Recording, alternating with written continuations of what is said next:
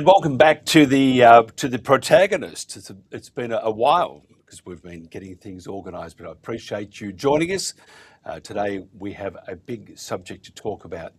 Ben Robert Smith, Australia's most decorated living veteran, was arrested and charged with 5 counts of war crime murder on April the 7th, 2026.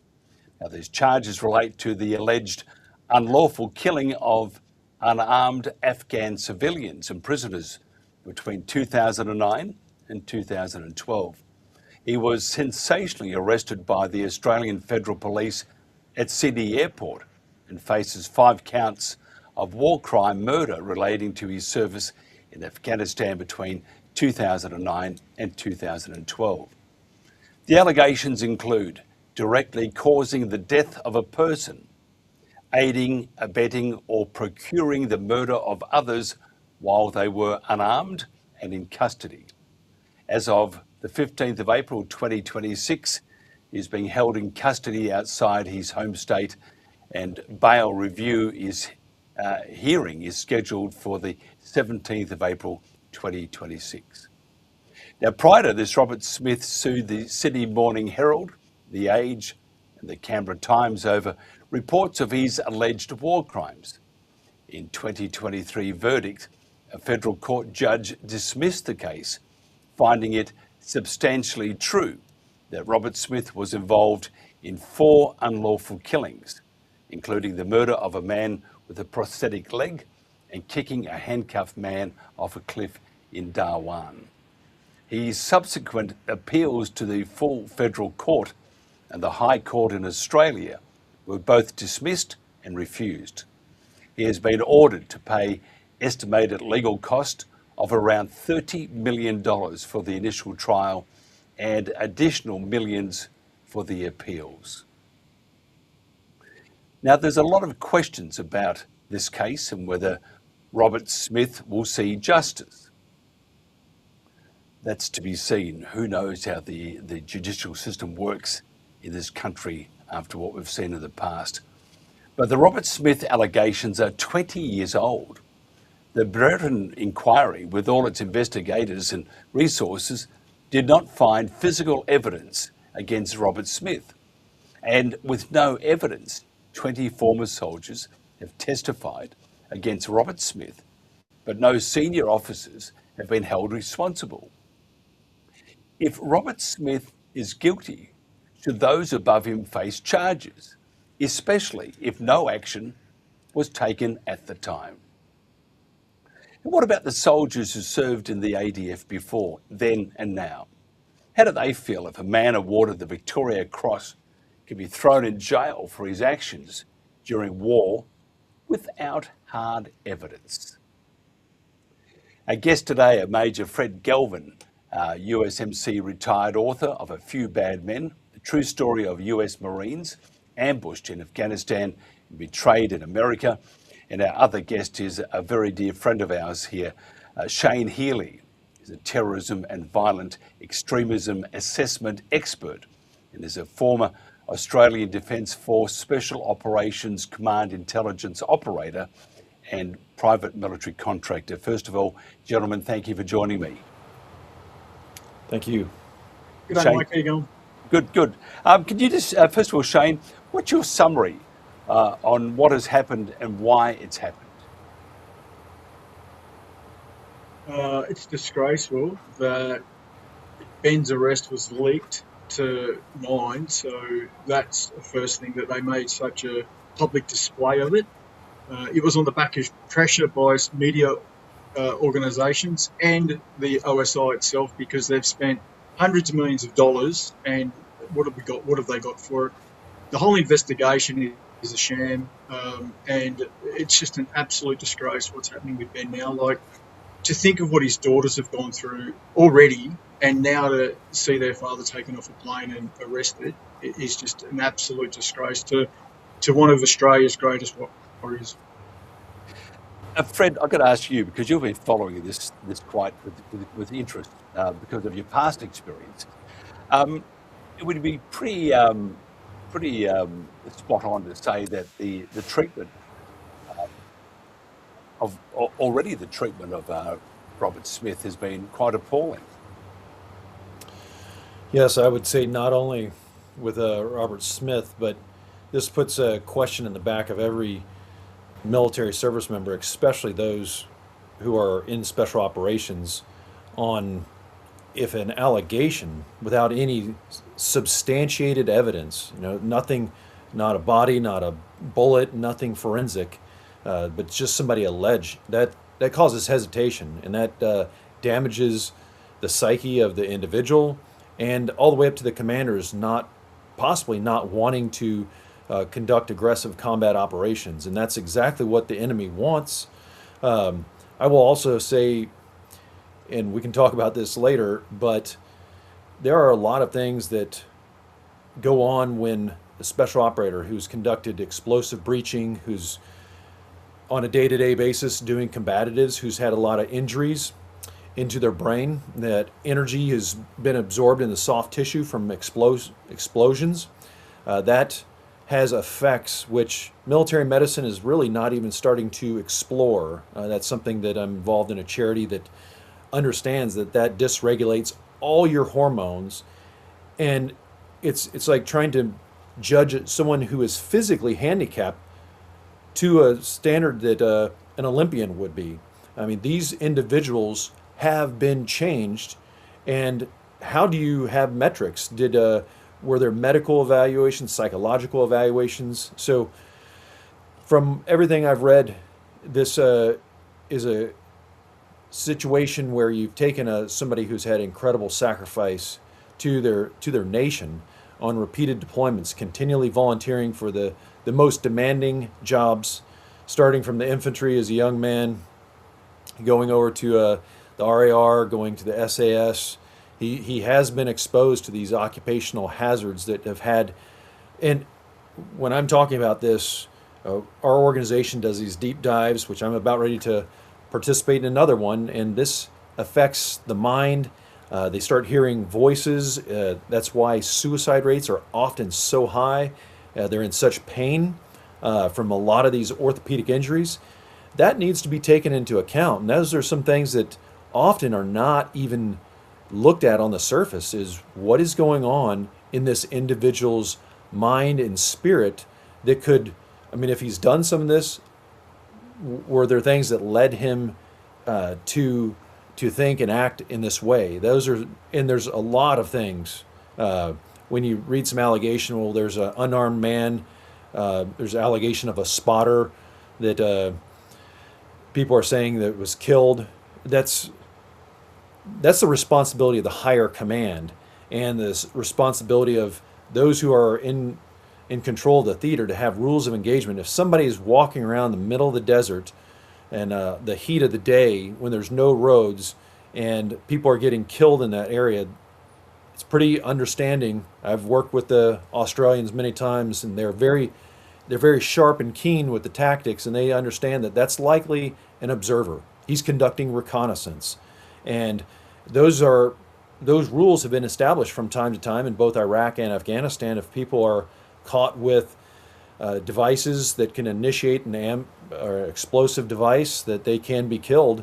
And there's responsibilities of senior leaders. So the whole situation needs to be taken into account by people who have actually been in those types of situations and have experienced that type of trauma, experienced that type of tactical scenario. It's not easy for a civilian judge to have a fair ruling for somebody that's been in these situations where a jury of his peers has no idea what that type of man has gone through. Shane, can I ask you, just looking at what's gone down, what's the feeling of his brothers in arms and those that are serving at the moment? Because you've got your finger on the pulse.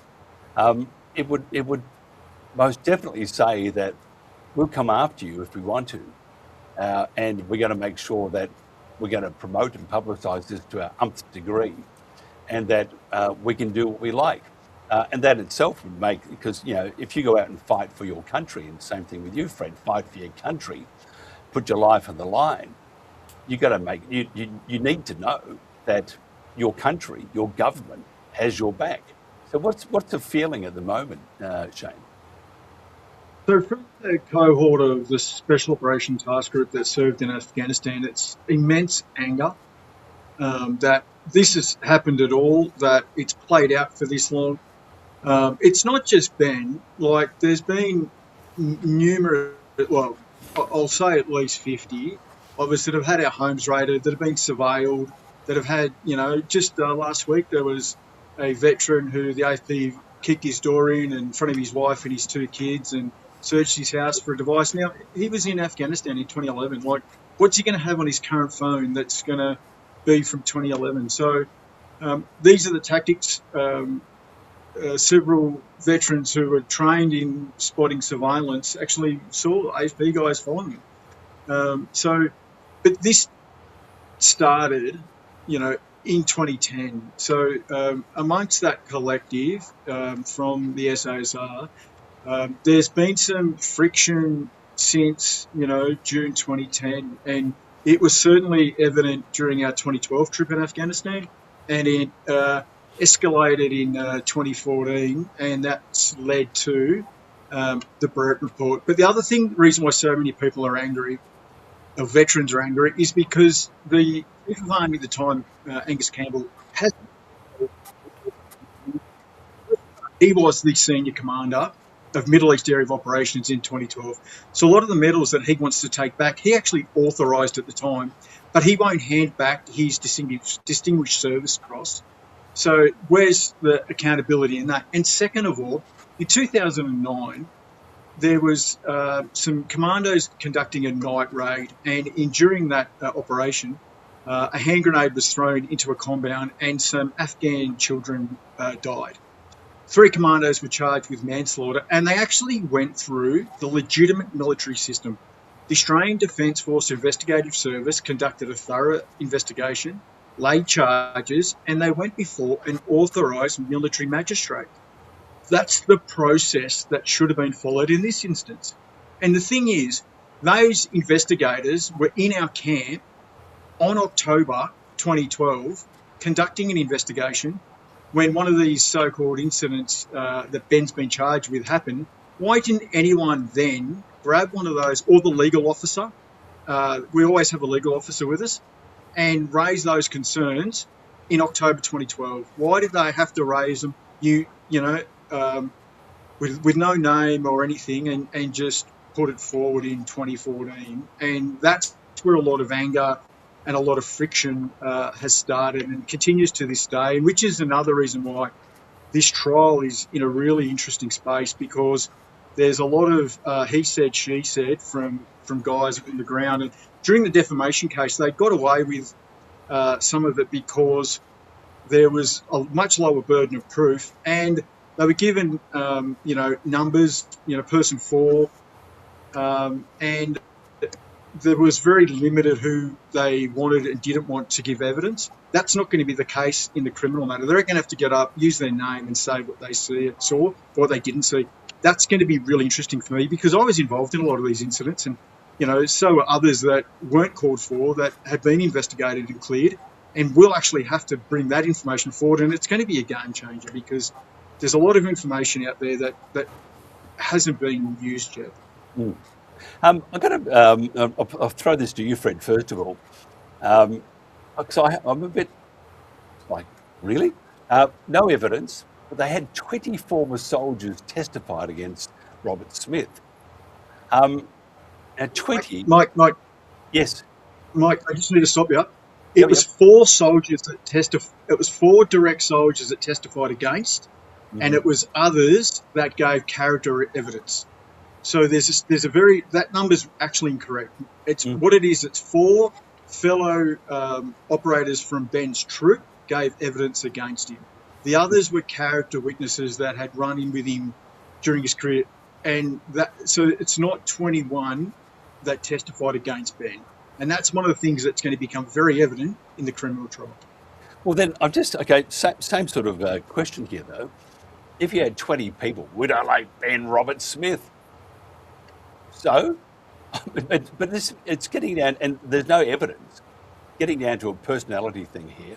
we don't like him, so we're going to testify, say bad things against his character. As far as I can see, as far as the Australian public saw, the government saw, and the military saw, he was a very brave person, got some big gongs for it. So if these people are correct, I'll go to Fred here. If they are correct, it is bad boy, this, that, and all sorts of terrible things. And by the way, I have strong doubts on that one. But if that is the case, how come he served for so long? Surely after one or two inverted commas discretions, they would have said, "Come on, back home." But no, it went on, and then 20 years later, we're here now. Fred, this is highly unusual. Yes, there's a couple things on this. One, like I mentioned before, and Shane commented on it as well, is it demoralizes the force. A lot of people who are doing everything the right way, it creates doubt and that hesitancy. If you're a special operator, that leads to the loss of lives. There's some comparisons. I know there's a world of difference between the ADF and what's going on in the U.S. military, but there's comparisons that I've seen in my case, as well as another U.S. special operator on the Navy SEAL side, Eddie Gallagher. He was a Navy chief, platoon sergeant for a SEAL platoon. And in these cases, especially with Eddie Gallagher, you had some people come and testify against Eddie Gallagher. And you have to understand that being the enlisted chief of a platoon in special operations, it's not a popularity contest. This is somebody that is demanding of people during training, during combat operations. During combat operations, some people are, it's very hot, it's miserable, and some people may not agree that, like they say in the United States Marines, if a Marine's not complaining, he's not happy. And there's some other adjectives besides those that I won't use on air. But the fact of the matter is people are going to complain. And if somebody really has an axe to grind, that can go all the way up. And as Shane commented, now once they get under sworn testimony and their names in the media and the press is there recording all this, we'll see how that happens. Because what happened in Eddie Gallagher's case is the case started to fall apart. And that same thing happened in our case. And I'm not trying to pimp out the book that you see there, A Few Bad Men, but the Naval Criminal Investigative Service, they honed in on two individuals who, they felt they could manipulate. And one of them, legally immigrated, and they threatened to deport his family. This type of Gestapo tactics, just like Shane was saying, when the authorities come in and break in somebody's house and they're in front of his kids, like they did with Eddie Gallagher, that makes the timing couldn't be worse. Ben's about ready to go to his next court appearance a week prior to Anzac Day. You think that's improving the morale of ex-service members and those currently serving there in the ADF? I doubt it. But those type of tactics, I don't believe are exclusive to the United States, where a criminal investigator who's trying to make a name can go in there and twist the minds of some people and lead them.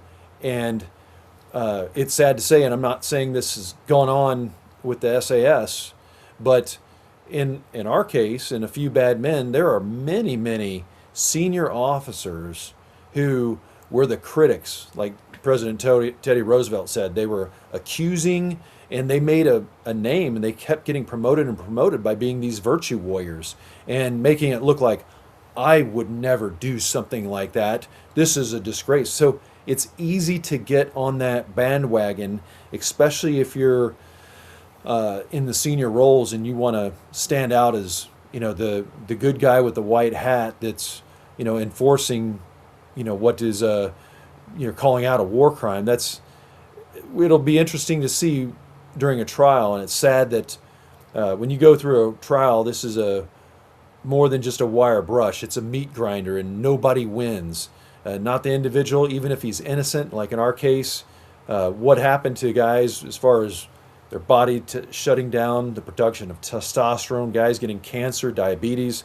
And these are fit American warriors that their lives were destroyed by this type of criminal investigation and legal process. So there's no winners in a case like this, and in the aftermath to the unit is devastating to the minds of these men that really they approach war with hesitancy. Some have even said that they wouldn't even fire their weapons if they knew they had to go through something like this. And it just starts with somebody making an allegation, and then you have criminal investigators rolling around the battlefield and in special operations units. And like Shane was just mentioning, you have lawyers.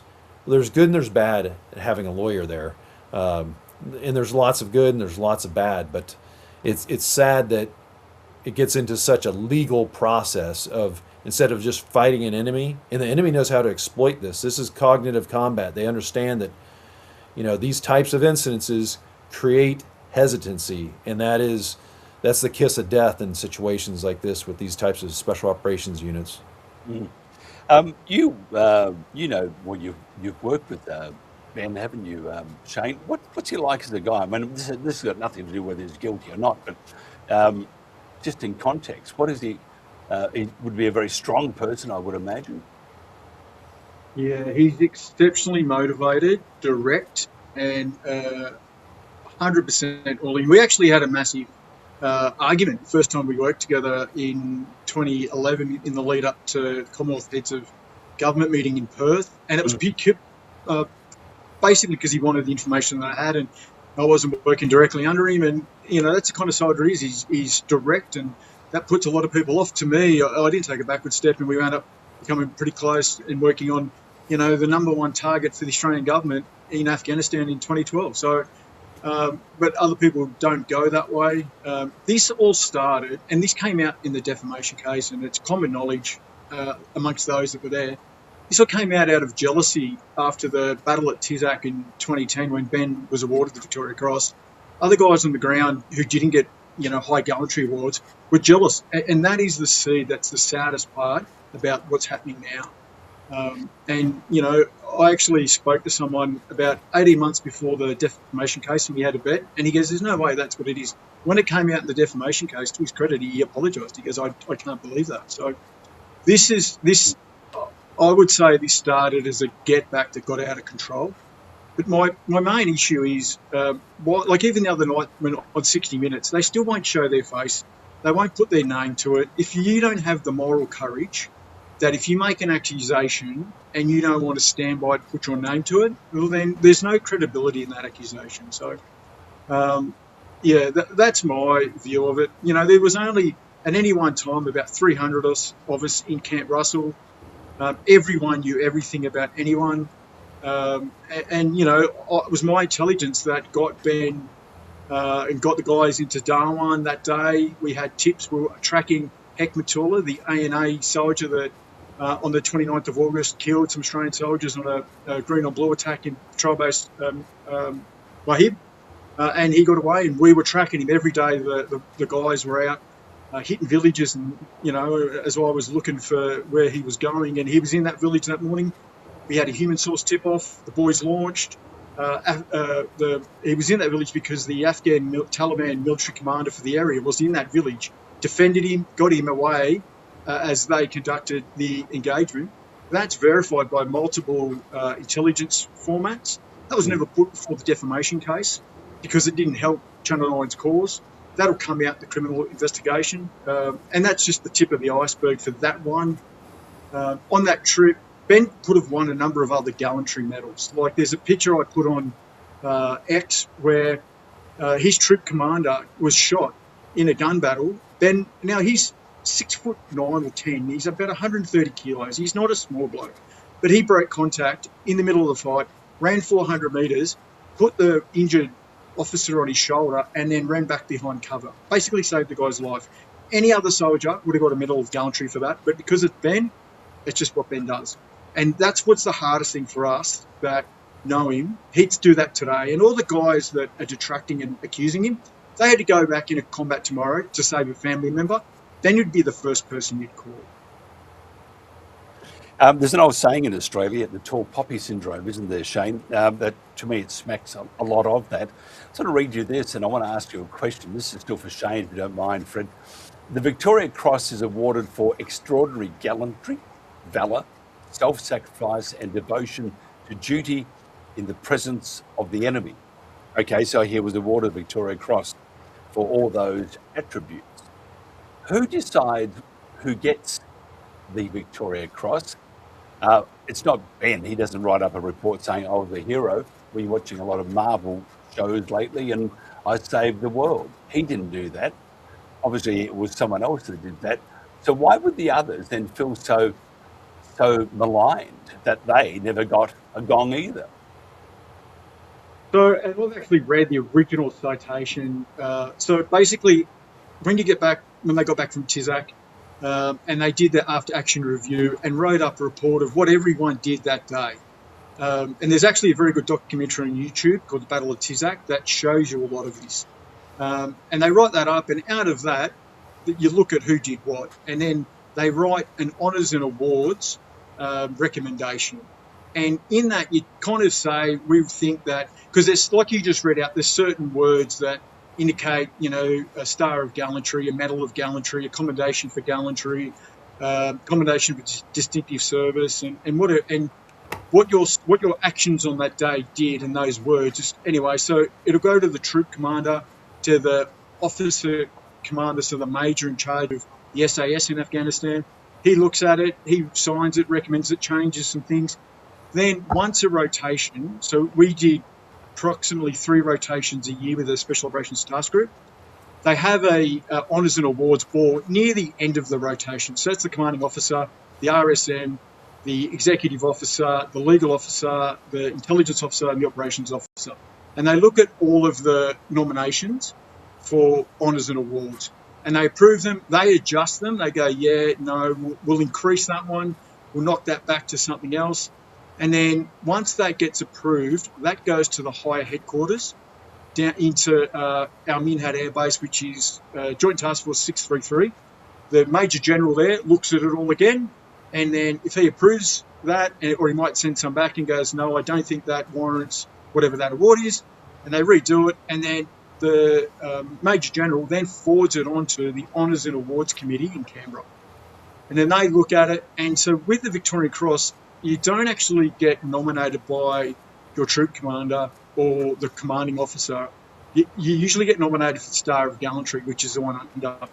And honours and awards will actually go, that is outstanding heroism and devotion to duty, and they're the ones that elevate it, which is why no one in the SOTG knew, or with Cam Badd, like if you watch Cam Badd's documentary, all these guys heard about it, went to a TV and found out. So it's not really known until the Prime Minister reads it out in Parliament, and the Governor-General is actually the one that awards it. Because, so Ben got tipped, but he would have got told, because you actually get offered, you can knock it back. And both Ben and Mark Donaldson, when they were told they were going to be awarded the Victoria Cross for Australia, they both said, on the condition that it's known that it was for all of us and that I can continue to serve.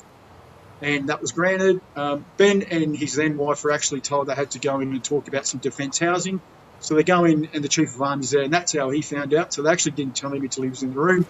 He's been sworn secret until it's actually confirmed, and the Governor-General, Quentin Bryce, awarded it to him at the SAS barracks. So that's the process. It's a bit of a tedious one, but at the same time, it's very scrutinised. So a mate just can't write you up for an award and send it to Canberra. It goes through at least 2 vetting processes by SOTG in Afghanistan, then at least one at the next high headquarters in Al Minhad, 633. Then it goes into honours and awards in at Canberra. Fred, you know what it's like to be falsely accused of a war crime, and you did hundreds and hundreds of special operations missions and stuff. I mean, you were a very brave man. Like all soldiers fighting, by the way, I think they're very brave men, putting their life on the line for the country. And I find this appalling at the moment, what's happening to an Australian, first of all, being held out to dry with the terrible, absolutely terrible accusers. But what do you think Ben Roberts-Smith right now is going through? Fred, do you think now, because you went through all sorts of stuff in your mind, what sort of mind games do you think will be running between ear to ear at the moment with with the poor Ben? Will he be he'll be asking many questions, I would imagine. What does he need? What sort of help does he need? There was about a 10-second gap, but so I couldn't hear you. But We just wanted to. You went through being falsely accused, yes, and you served your country and you served the world very well. But you were still accused, and they were going to hang you out to dry. What went through your mind, and what do you think? If you were to say, and Ben Roberts-Smith probably does not need any advice, but what sort of advice or what sort of insight can you give that the demons running between ears at the moment with him after serving his country in such a magnificent way, being decorated, and now he's being held out to dry, and all we want now is a whipping in the town square in say maybe in Canberra. It's just appalling. yes. Well, Ben's facing the same charges that was the max punishment for us. I mean, in the United States, the max punishment was death. I think what they're mentioning is life imprisonment. It's basically the destruction of a human being's life, whether it's rotting in a prison or killed through some type of execution.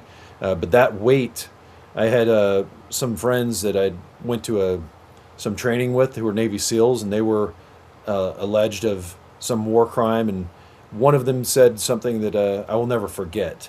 And he said, right as he's about ready to hang up the phone, he's giving me some advice and telling me, unfortunately, some reputable attorneys to contact. But he said, "Hey, Fred, make sure you exercise every day hard," and that is so important. I'm sure Ben doesn't need to realize that, but if you do not clear your head and those thoughts are in there, and so Ben's not going through a normal period right now. There's probably information that his attorney is giving him that he has to read, and if you read that, especially at night, and here's these statements from people that you may have served with that are condemning you, and this evidence that may be from some Afghan, which is as good as conjecture, and but nothing incontrovertible, and you just have volumes and volumes of this. It can psychologically overwhelm you, and I believe that's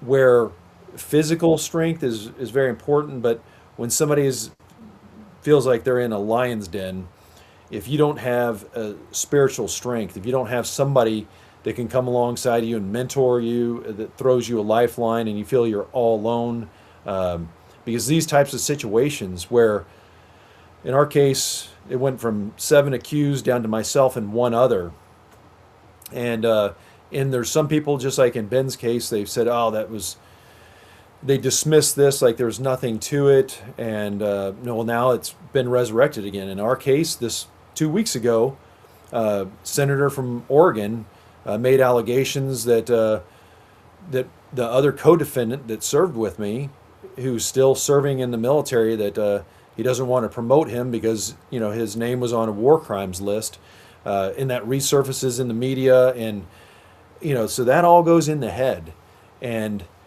it has a lot of consequences where people feel like they're already defeated, and that's where I've seen a lot of veterans that have problems with suicide, not because of a war crimes allegation, just because of shame, that they may have done something professionally or personally in their family life that they regret. But it's very interesting. I would recommend to anyone, and especially a gentleman like Ben, there's a book that was published 2 years ago called The Operator Syndrome, written by a clinical psychologist here in Hawaii, and Dr. Chris Free explains what happens in the mind when you're exposed to all these types of occupational hazards. And it's very important. What that SEAL said to me is that you get daily physical training, but it's also, if you feel that you're just alone and you don't have somebody that can strengthen you continuously right there, and you don't have a spiritual relationship with your God, you're probably going to have some very long-term consequences with these types of demons that I would strongly recommend. Everybody has a mind, a body, and a spirit, and you need to. In our military in the United States, we really don't talk about the spiritual side, believe it or not, very much. But those three things are critical that they remain all very strong. Mm. To both of you, and I'll go to Shane, and I think it's important also to understand because, I'm sitting in an air-conditioned studio, and people, even go back 10 years ago, 20 years ago, we're living a very comfortable life, which is nothing like what happens in war. Shane, first of all, yourself, tell us, without giving away, I know you can't say a whole lot, but what was the reality of serving for Australia in Afghanistan? So what we did at the special operations level was target key leadership and like IED facilitators. So it was extremely kinetic and targeted. So either the commanders or the SAS would know where they're going, why they're going there, and who's there. So is it a key insurgent commander? Is it a logistician? Like on that, in 2012, we went into Langer Valley and found, the biggest weapons cache of the Afghan war. It had missiles and thousands of rounds and thousands of RPGs, and it was massive. And we didn't expect to find that much, but that was. And then the next day, the guys are up in northern Uruzgan hunting a key insurgent leader up there who's got a PSD. And what a lot of Australians don't understand too is that Uruzgan province, where we operated in, is where the Taliban was formed. So Mullah Omar and Mullah Barada, they formed the Taliban in Uruzgan just after the Russians left. So everyone in Uruzgan was essentially part of the Taliban, or they knew someone from the Taliban. They didn't wear uniforms. One day they're shooting an AK at you. The next day they're tending sheep.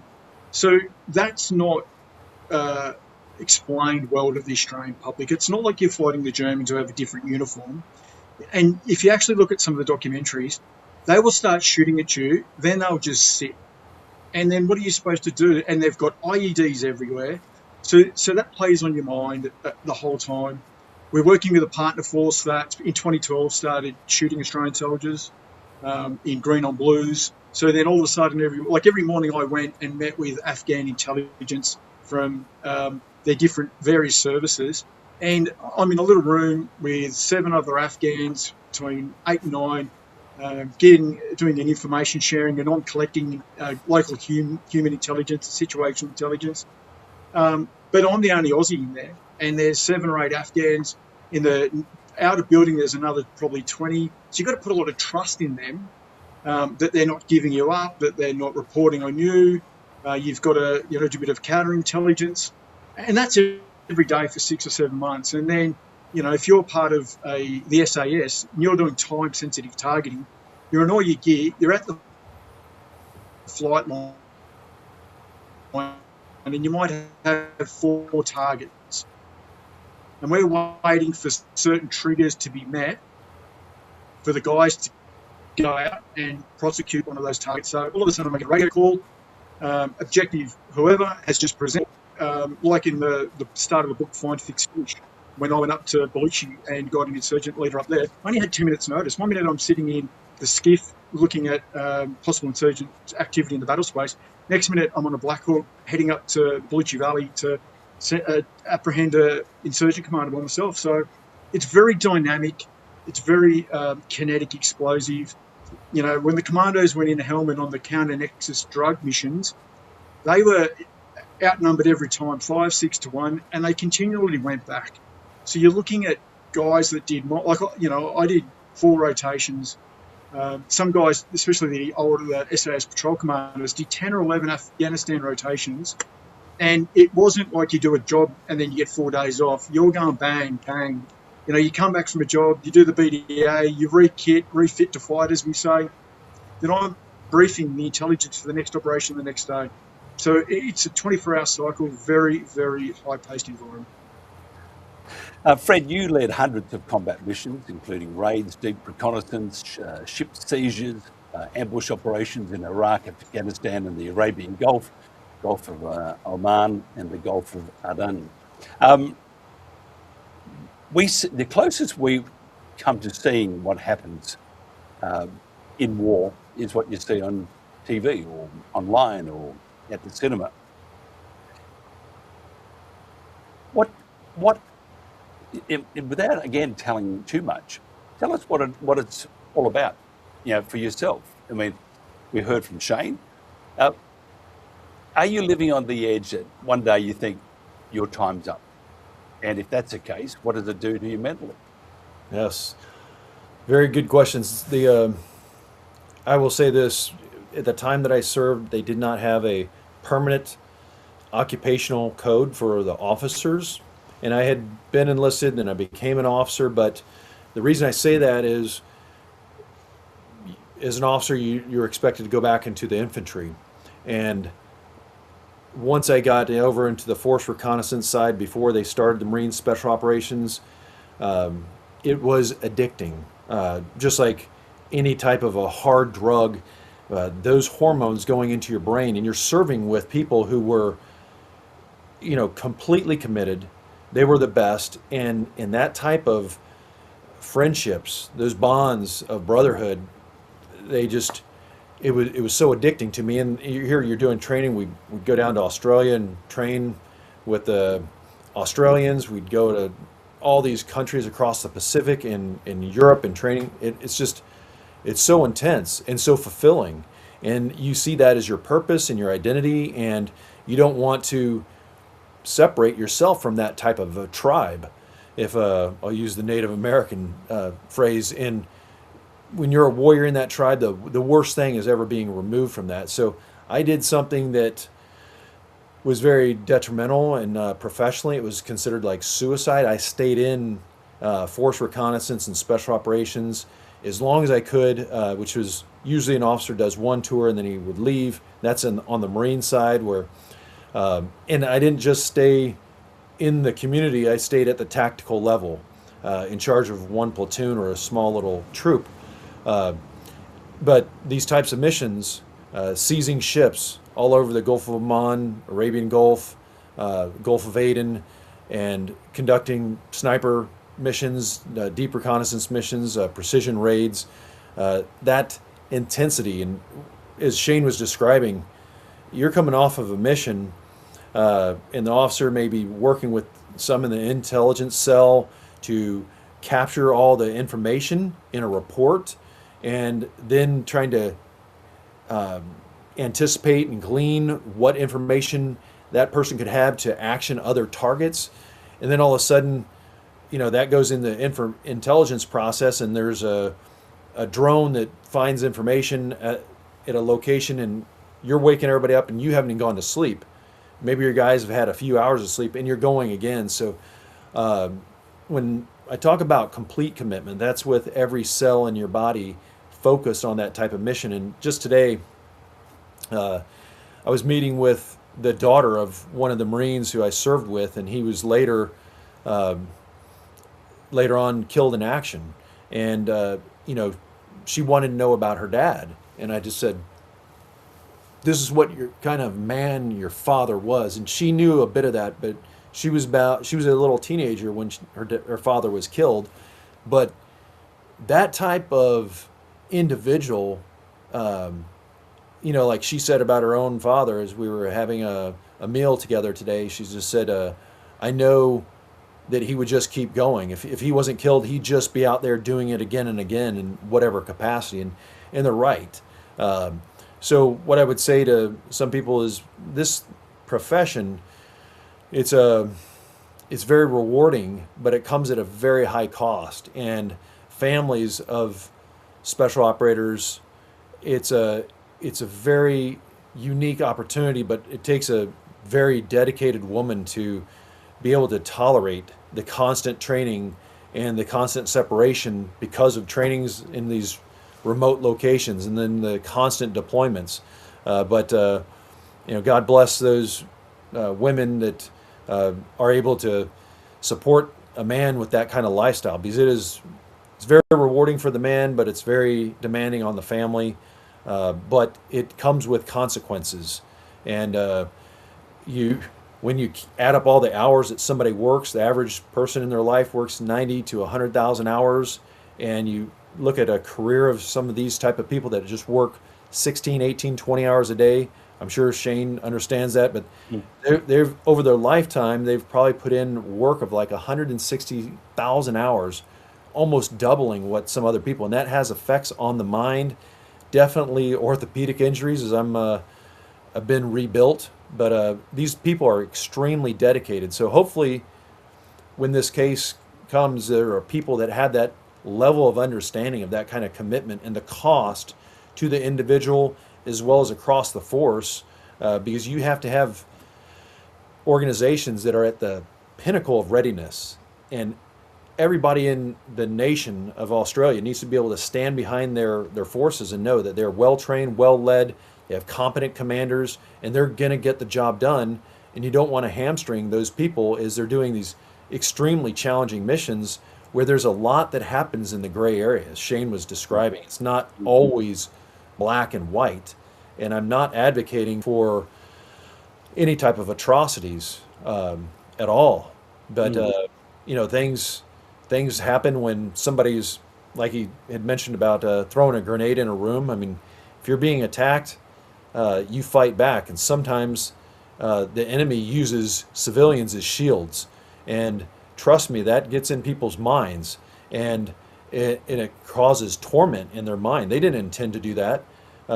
They didn't intend at all. They didn't know that. But if somebody is in that room, they want to fight, and they're carrying a child or a woman as their shield, and that's sometimes unknown. I mean, that does happen sometimes. And do I find guilt? No. But hopefully those that will preside in a case like this have that type of knowledge and understanding. Shane, let's talk about when they leave the military. Because it must play terrible, and I'm leading to something, by the way, here. It must do terrible things to the mental state of many of those that have served. You actually help people. You do a magnificent job. You help those that have served, and you help people get through particular issues. Just briefly, what can we expect from soldiers that have served, fought for their country, when they come out? How have they changed? So the biggest thing, and I'll start with an example of me, is when you're in that, especially special operations environment, when you're going, like I used to say, for example, in a room full of Afghans, you're extremely hypervigilant. You're noticing everything. You're looking for escape. You're looking for situation, people. When you get home, that doesn't turn off. So you sit with your back to the wall in a restaurant. You're always walking down the road, looking at things, and so slowly that doesn't jive with a lot of people. They're like, this guy's a bit weird, and so then you start getting angry. And in my case, I had no idea. When my marriage was breaking up, my ex-wife said, you're always angry. I had no idea. It wasn't until I saw my young son mimic my actions that I went, there's an issue here. I was lucky that I caught it and got some action. And then when I was in hospital, I decided, no, I'm going to help others. So I made my story public, and then I just got an influx from fellow veterans, guys that I work with. It started with, hey, how you going? I saw the article. Within 5 minutes, it's like, mate, it was like I was reading about me. It's like, what do I do? So me and my partner now, we started a veteran equine therapy, psychotherapy program called Pegasus Connections, where we use the outdoors rather than, because a lot of, especially, veterans don't want to sit in a white room and talk to a psychiatrist. So I know I didn't. So we use the outdoors. We use horses. We use animals to bring, a lot of it's reconnecting families. So one thing that this war crimes thing has done is really fractured a lot of families. It destroyed mine. Only 3 days ago, I had a veteran ring me in tears. He said, my son just asked me, do they let war criminals march on Anzac Day, Daddy? Like, what are we doing here? So we do a lot of work with the connection of the family and just rebuilding. So like Fred said, there's a lot of things where the operator syndrome, which is, what they also call traumatic brain injury, that's just being learned about now. They used to all just say everything was post-traumatic stress, and they would say it's disorder, but now we're seeing that there's post-traumatic growth. And one of the best analogies I've heard recently was from an ex-Delta Force guy, actually, and he said that we're lacking traumatic stress. During our jobs in special operations, we actually, I found it, I was comfortable in the chaos. In a gun battle, time would slow down. I knew I was home. I don't feel that. I hate being in shopping centres and stuff because I'm lacking that traumatic stress. That's what my body was tuned up to, always at 10, ready to go. So how do I get my body back down for 4?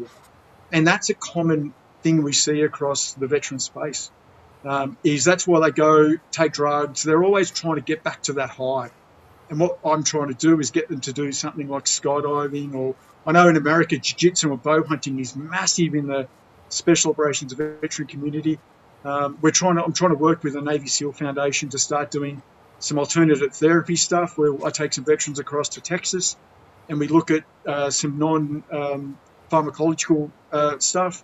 So we're really expanding that. Australia's got a fair bit to go, but America's leading the way. But luckily, we're able to do that. My organisation, Pegasus Connections, we actually went into Ukraine and ran programs for Ukrainian veterans. And think about a veteran in Ukraine, like you've got to be pretty well non-combatant. And, there were guys that had fought, commanders that had fought in the Battle of Bakhmut and stuff. So we were picked by the Department of State, European Union, to go and do that. It was a fascinating and amazing experience. And they're still replicating that program today in Ukraine. So it's what the military don't do. Because the other thing, and Fred will tell you the same thing, you don't want to admit that you're struggling when you're in, because they'll isolate you, take you off the tools, so to speak, and you'll feel weak and you'll feel targeted. And so people don't admit it. When I was in hospital, I got a copy of my military psychological documents, and this was 2019, and it said that military psychs knew that I had issues from 2011, and they never told me, and they deployed me every year to 2016.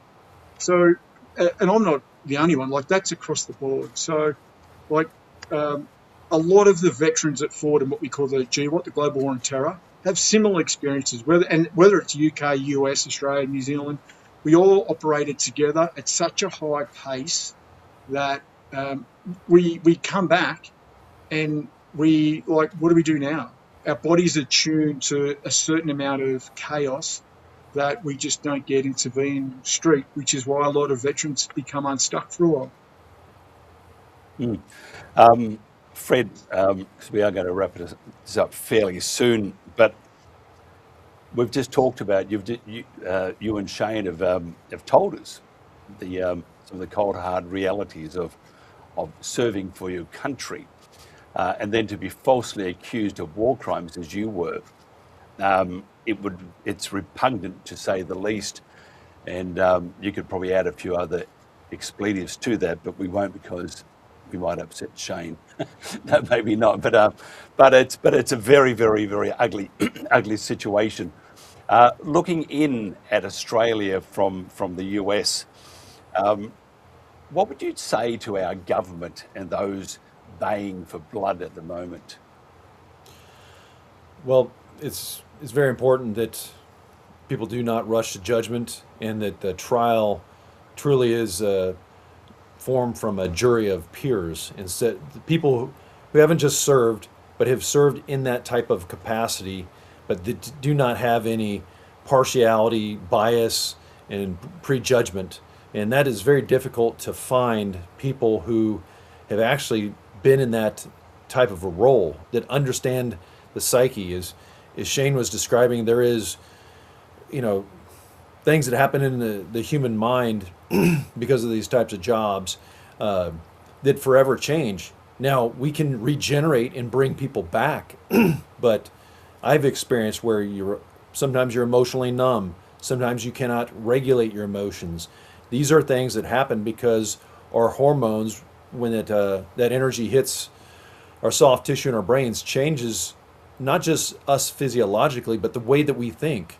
And people with those types of experiences need to be the ones that are are there to be able to rule in a case like this. It shouldn't just be some officer who's deployed with 10th Typewriter Battalion, PowerPoint platoon. It needs to be somebody that has worn that vest and has felt that type of breach and combat action and understands the enemy situation. That's very rare. So my recommendation is to not rush to judgment, and that's sad when good men are sacrificed needlessly, and it has effects that reverberate across the entire force. And if we're looking at, looking to see the unseen, what lies ahead, there are significant battles, as we're seeing right now with a force that has high-tech equipment, and we all know who we have as potential adversaries, because they're pushing the envelope each day, and they're testing us, and they're monitoring and analyzing every single thing that we do. And these types of things that we're talking about weaken not just a unit, it weakens an entire nation, it weakens an entire coalition, and it really makes a massive difference that we stand together. And I will say one last thing, that one of the most impressive moments I've ever seen in my life, we were training down in Nowra with the PTS, and the Aussies were kind of ridiculing me because they said, "Hey, sir, are you going to have services on the plane? Are we going to train 7 days a week?" I said, good point. Can we get a chaplain out here? I'd love to have service on the plane. That'd be great. And they were mocking me, and they said, one thing that you blokes won't do is we will stop training on Anzac Day. And so we went to Wollongong and saw something that I've never even seen anywhere in America ever, is that unity. And that, what I'm describing, was happening pre 9/11. And that is a strength of a nation, is when we have that solidarity, that resolute, that resolve, that we will do whatever it takes to defend our nation and fight and win. I saw that spirit that those service members had, they remember the sacrifices in Gallipoli. And, I was just in awe and shock. That's where we need to get back to, is when people have the understanding and the respect and the honor of what members of their defense forces have done for their nation. Well said. Shane, as a man of much experience, served for your country, you've done everything required of a man, as a former soldier and Australian. What would you say to those baying for blood? What would you say to the government? What would you say to those accusers? The same as Fred. Just don't rush to judgment. Let the process play out. This is there's a lot more to this which will come out in the criminal matter, but it's just like disgraceful that this is happening to guys that defended the country in a time of need. Like, we were in Afghanistan and Iraq because, and I had to go back to Iraq in 2014, 2015 to fight ISIS, and more Australians were leaving Australia to go and join ISIS than any other country. So it was affecting Australians directly when we put our lives on to go, and we were the first nation inside the caliphate conducting operations.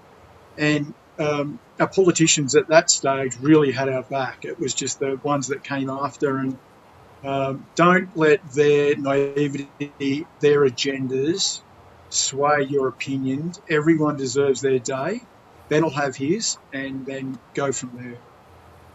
Yeah, I've appreciated both your comments, your insight, your honesty.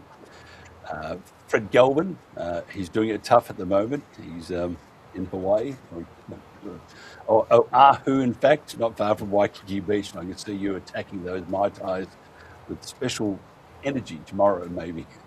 You've had some pretty poor weather, by the way, Fred. I've been watching. It's been raining a bit. It has. It's terrible for you. My heart bleeds. Flooding. Fred Galvin, thank you so much. Shane, thank you again for your time. We sometimes rub noses, but I think you are a magnificent person. Don't hold me to that bit, but you're a magnificent person. I appreciate your insight and your friendship. Thank you so much for being part of this. This has been a special edition of The Protagonist. We'll come back some other time because we have other things on the go at the moment. But it is very important that we talk about this. And that's what we do well. We do talk about things from both sides. And to Fred again and to Shane Healy, thank you so much for your time. Thanks again for joining us on The Protagonist. We'll catch you again soon. Take care.